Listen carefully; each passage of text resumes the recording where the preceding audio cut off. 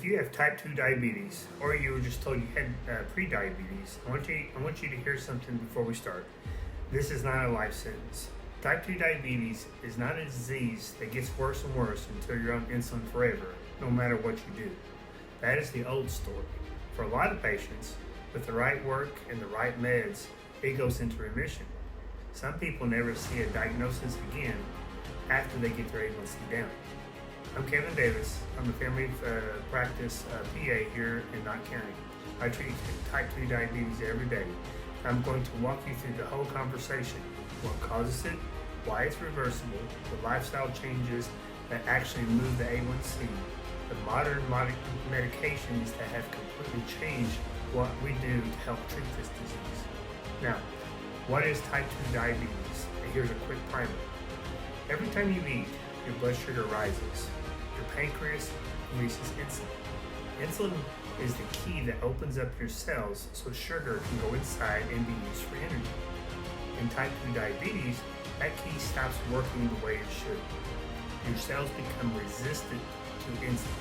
Your pancreas responds by making more insulin, sometimes way more, trying to overcome the resistance. That works for years. Then eventually, the pancreas can't keep up, the blood sugar starts climbing, and we call it diabetes.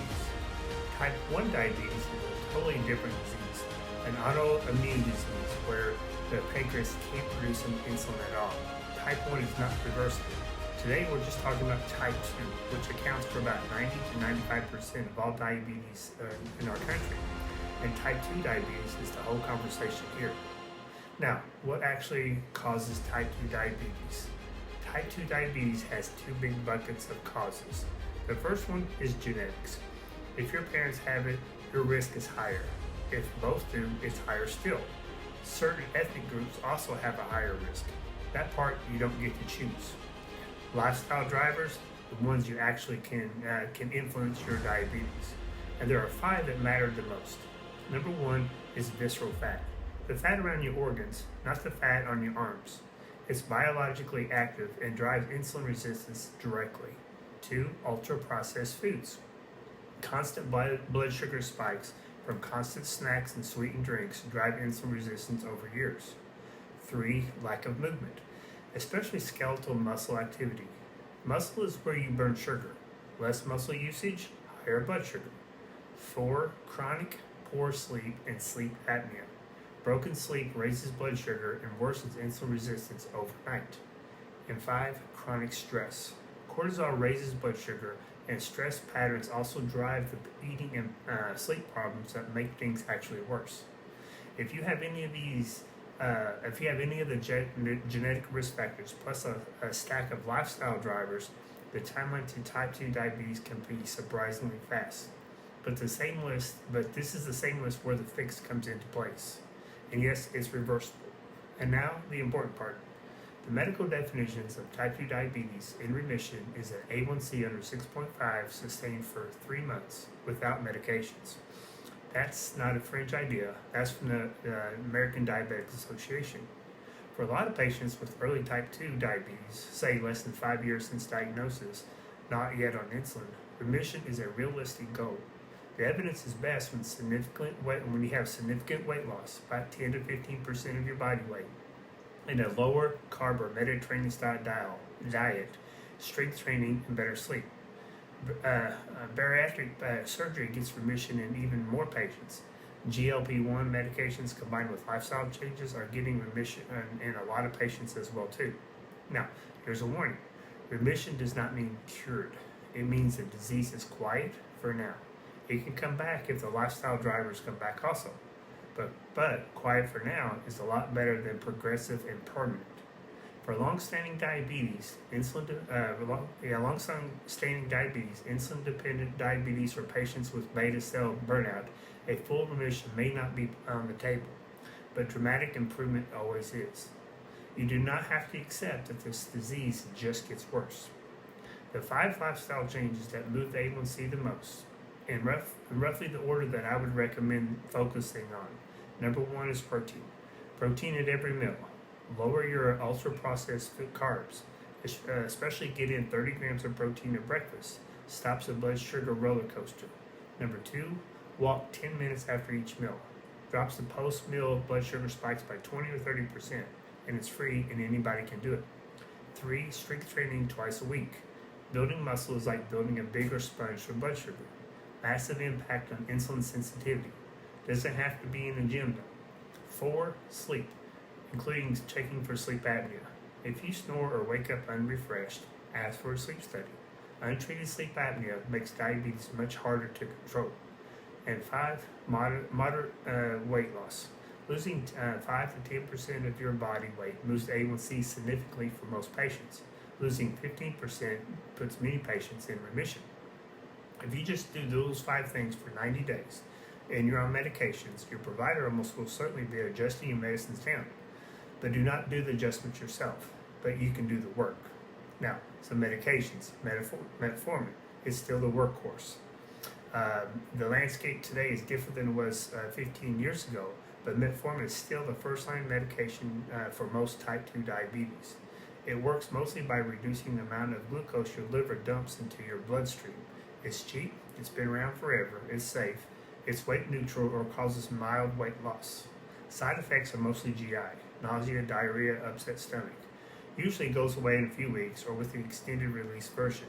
Rare risk of B12 deficiency over long-term use, but you always need to check that level.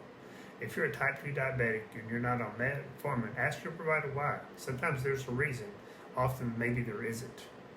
Another class of medications, GLP-1s. GLP-1 medications have changed the game for type 2 diabetes. These include semaglutide, which is brand name Ozempic or Rybelsus, and tirzepatide, which is Mounjaro. What they do, the GLP-1s, 3 things at once. They slow gastric emptying so you feel full longer. They turn down food noise in your brain, and they improve your body and how it uses the insulin. A1C drops of 1 to 2% are typical. A weight loss of 10 to 20% of body weight is common. And this is huge. Semaglutide has also been shown to reduce heart attack, stroke, and cardiovascular death in type 2 diabetes with existing heart disease. It also protects the kidneys. Some of the side effects are usually just GI related, nausea, constipation, sometimes vomiting during dose escalations. Muscle loss is a real concern. I did a whole video on why patients on these drugs need to lift weights and eat protein. Check that out. Rare risk includes pancreatitis and gallbladder problems. If your A1C is high and you have heart disease or obesity, ask your provider about a GLP-1. Another class of medications are called SGLT2 inhibitors. They are the other class that has changed a lot in treatment of diabetes. These include brand names like Jardiance, Farxiga, Invokana. They work in a completely different way than GLP-1s. Your kidneys normally reabsorb sugar out of your urine back into your bloodstream. SGLT2's inhibitors block that reabsorption, so you literally pee out extra sugar. Your A1C drops, you lose a little weight, your blood pressure comes down. But here's the part that most patients aren't told. The heart and the kidneys also benefit enormously from this. These inhibitors reduce hospitalizations for heart failure, protect kidneys from further damage, and reduce cardiovascular death in patients with heart failure or chronic kidney disease. So much so that they're now recommended in heart failure and kidney disease, even without a diagnosis of diabetes. Some of the side effects, yeast infections are the most common because there's sugar in the urine. UTIs occasionally, dehydration if you don't drink enough water, rare risk of a specific kind of DKA that usually comes with illnesses when you stop eating. If you're sick and you can't eat, hold the medicine and call your provider. Rare risk of very serious groin infections can also happen as well. For type 2 diabetes with heart disease, heart failure, or kidney disease, this class of medication is genuinely life-saving. What you can do this month, whether you're newly diagnosed, pre-diabetic, or have had type 2 diabetes for years, this is the same 4-week plan that works. Week number 1, start with the basics. 30 grams of protein at breakfast, a 10-minute walk after meals, bed at the same time, get a sleep study if you snore. Week 2, see your provider.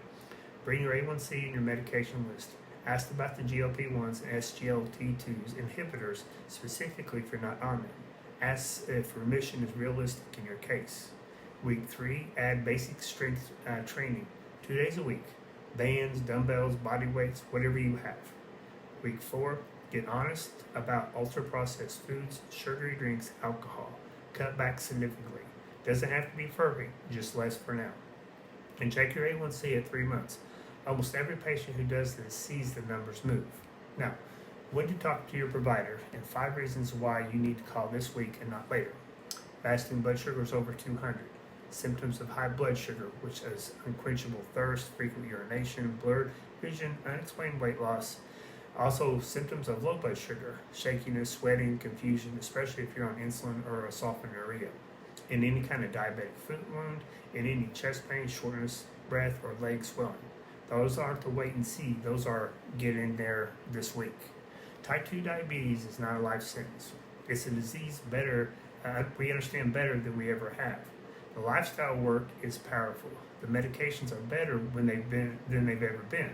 And remission is on the table for a lot more patients than we were ever told about.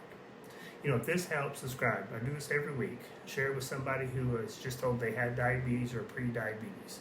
Remember to check out my free weekly newsletter, and also check out Second Half Strong for those entering the second half of life and addressing all things faith, family, fitness, and finance. All my links are on Linktree provided below. I'm Kevin Davis. Take care of yourself, and I'll see you in the next one.